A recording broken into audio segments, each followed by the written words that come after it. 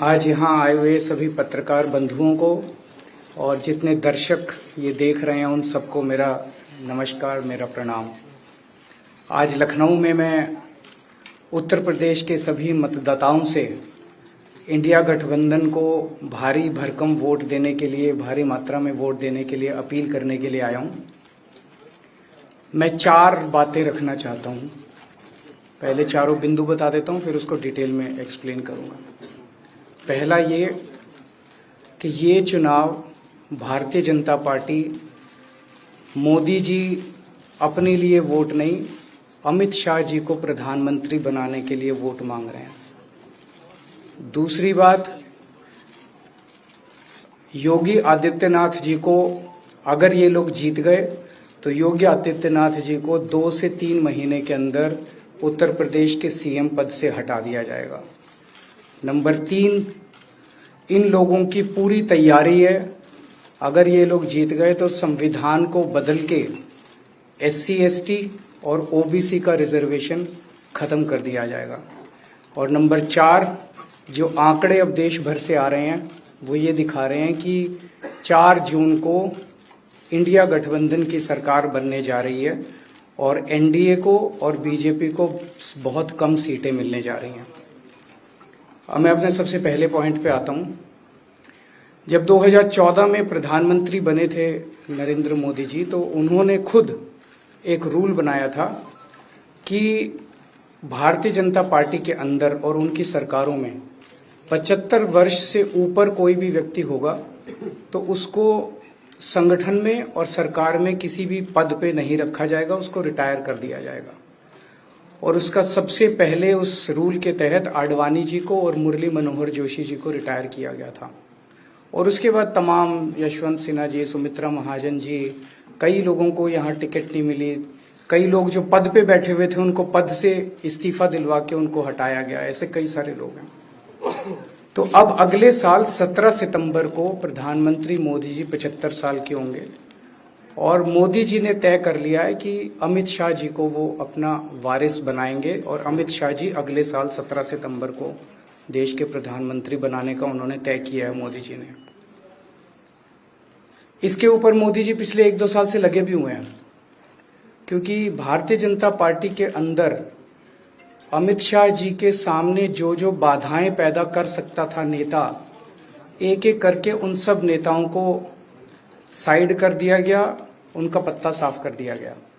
शिवराज सिंह चौहान को हटा दिया गया, वसुंधरा राजे को हटा दिया गया, डॉक्टर रमन सिंह को हटा दिया गया, देवेंद्र फडणवीस को खत्म कर दिया गया, खट्टर साहब को खत्म कर दिया गया, एक एक करके सबको खत्म कर दिया गया। एक ही शख्स बचे हैं जो अमित शाह जी के रास्ते का कांटा बन सकते हैं। हेलो, आवाज आ रही है? आ रही है। एक ही ठीक है, आ रही है। एक ही शख्स हैं जो कि उनके रास्ते का कांटा बन सकते हैं, वो हैं योगी आदित्यनाथ जी। अब योगी आदित्यनाथ जी को इन्होंने हटाने का पूरा मन बना लिया है और अगर इनकी सरकार बनी तो 2 महीने के अंदर योगी जी को भी उत्तर प्रदेश के सीएम से हटा दिया जाएगा। मैंने दिल्ली में 3-4 दिन पहले ये प्रेस कॉन्फ्रेंस की थी और ये दोनों मुद्दे उठाए थे। जैसे मैंने मुद्दे उठाए थे तो अमित शाह जी ने और उनके कई नेताओं ने अपनी भावना प्रकट की कि नहीं, मोदी जी को 75 साल में इस्तीफा नहीं देना चाहिए, मोदी जी को 75 साल पूरा कार्यकाल पूरा करेंगे।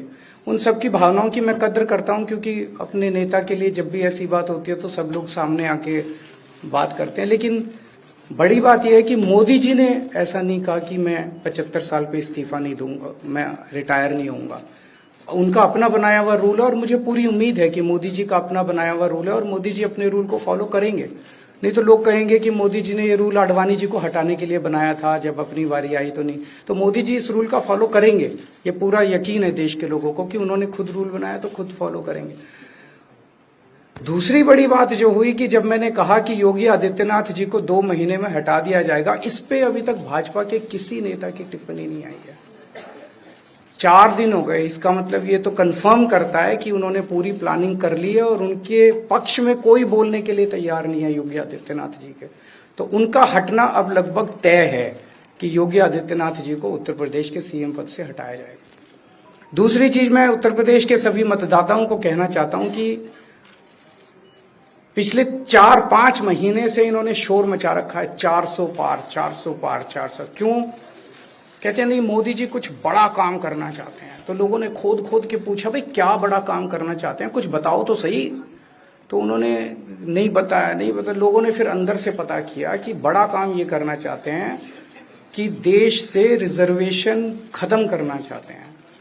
हम जानते हैं कि इनका जो पूरा इकोसिस्टम है, आरएसएस, बीजेपी, शुरू से ये लोग रिजर्वेशन के खिलाफ रहे हैं। इनकी पूरी की पूरी मानसिकता रिजर्वेशन के खिलाफ रही है।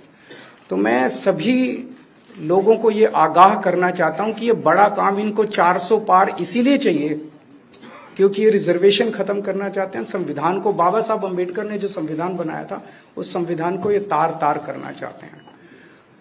पूरे देश भर से अब जो ट्रेंड आ रहे हैं, वो ट्रेंड ये दिखाते हैं कि भारतीय जनता पार्टी को 250 से भी नीचे, मेरे हिसाब से 220 के आसपास, 3-4 दिन पहले भी मैंने कहा था, 220 से कम सीटें इनकी आती हुई नजर आ रही हैं। आप हिसाब लगा लीजिए। मैं हरियाणा होके आ रहा हूं कल परसों।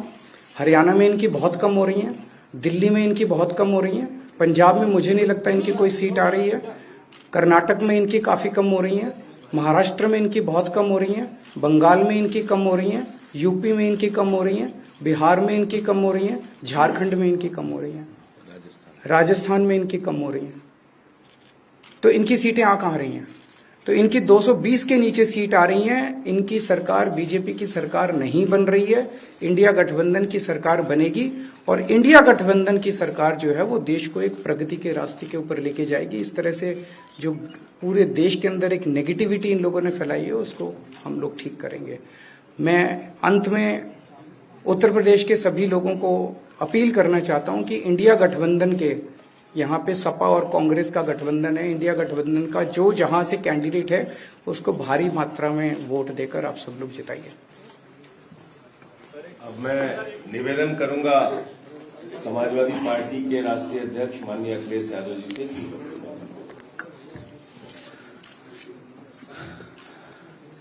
आदरणीय अरविंद केजरीवाल जी का मैं धन्यवाद देता हूं। उन्होंने बहुत महत्वपूर्ण बातें आपके सामने रखी हैं। जो देश का माहौल है और 4 चरणों में भारतीय जनता पार्टी चारों खाने चित्त हो चुकी है और उनके आंसुओं की नदी उफान में है। भारतीय जनता पार्टी जो 400 पार का नारा दे रहे थे, अब समझ में आया है 4 चरणों के बाद, वो बात तो ठीक है कि आरक्षण पे सबसे पहले हमला करेंगे, लेकिन 400 पार नारा इसीलिए दे रहे हैं कि 543 में 400 के बाद वो सीटें देख रहे हैं, तो वो केवल 143 बन रही हैं। तो वो स्वयं स्वीकार कर रहे हैं कि 143 से ज्यादा वो सीटें जीतने वाले नहीं हैं, क्योंकि 400 पार सीटें 143 ही बनती हैं और 140 करोड़ की जनता इस बार इन्हें 140 सीटों के लिए भी तरसा देगी।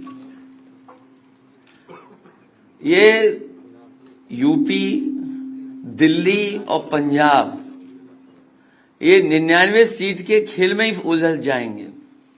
यहां कुछ इन्हें हासिल होने वाला नहीं है।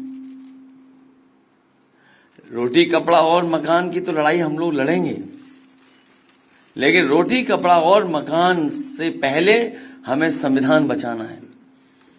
संविधान बचेगा तो लोकतंत्र बचेगा और बाबा साहब भीमराव अम्बेडकर जी का दिया हुआ संविधान ये हमें अधिकार, हमें न्याय दिलाता है।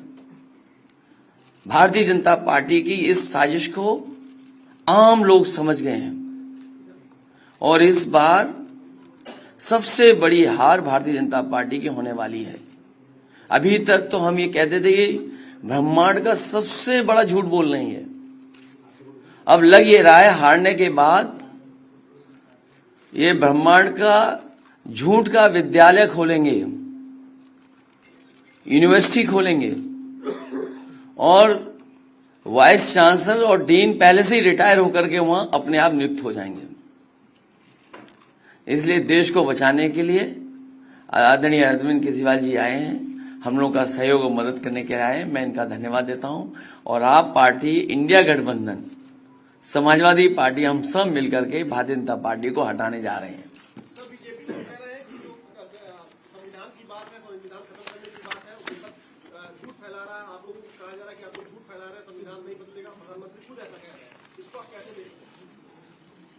उनकी कौन सी बात सच निकलेगी? अभी आपसे कहा कि 75 साल वाला जो वो है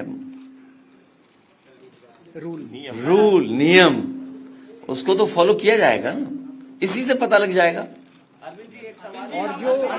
और एक मिनट, अगर आप इनका इतिहास उठा के देखें पिछले 75 साल का, जनसंघ का, आरएसएस का, थ्रू आउट ये लोग रिजर्वेशन के खिलाफ रहे हैं। तो अब 400 सीटें लाके ये संविधान बदल के उस रिजर्वेशन को खत्म करना चाहते हैं।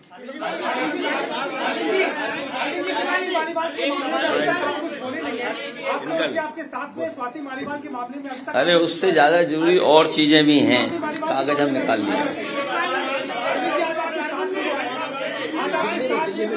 भाजपाई किसी के सगे नहीं है, ये है कि भाजपाई किसी के सगे नहीं है,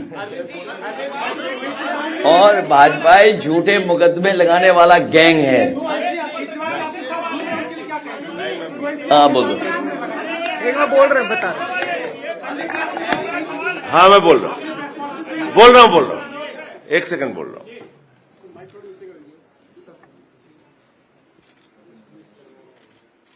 सब लोग, पूरा देश हतप्रभ है, दुखी है, आज तक पीड़ित है। मणिपुर के अंदर एक कारगिल योद्धा की पत्नी को निर्वस्त्र करके घुमाया गया, सैकड़ों महिलाओं के साथ दरिंदगी हुई, भारत के प्रधानमंत्री खामोश रहते हैं। हजारों महिलाओं के साथ प्रज्वल रवन्ना ने बलात्कार किया, दरिंदगी की, मां की उम्र की महिलाओं के साथ। प्रधानमंत्री कहते हैं ये भारत को मजबूती देगा, इसी को वोट देना। ये भारत का भविष्य है प्रज्वल रवन्ना, उसको भगा दिया जाता है बीजेपी के द्वारा। पहलवान बेटियां जब जंतर मंतर पे लड़ रही थीं न्याय मांगने के लिए, तो यही स्वाति मालीवाल जो महिला आयोग की अध्यक्ष थीं, रात में उनके समर्थन में गई थी, पुलिस के लोगों ने घसीट के मारा था। हमने देखा यहीं उत्तर प्रदेश के अंदर कुलदीप सेंगर के मामले में, हाथरस के मामले में, देश के प्रधानमंत्री खामोश रहते हैं, एक शब्द नहीं बोलते। आम आदमी पार्टी हमारा परिवार है, पार्टी ने अपना रुख साफ कर दिया है, और मैं चाहता हूं जितने विषय मैंने आपके सामने रखे हैं, देश के प्रधानमंत्री और भारतीय जनता पार्टी को जवाब देना चाहिए। स्वाति मालीवाल के मामले में जवाब देना, जब वो पहलवान बेटियों के लिए जंतर मंतर पे न्याय मांगने गई थी स्वाति मालीवाल जी, उस समय घसीट के मरवाया पुलिस वालों से। तो इसलिए इस पे राजनीतिक खेल ना खेलें, मैं सिर्फ इतना कहना चाहता हूं। धन्यवाद। लेटेस्ट खबरों के लिए सब्सक्राइब करें हमारा YouTube चैनल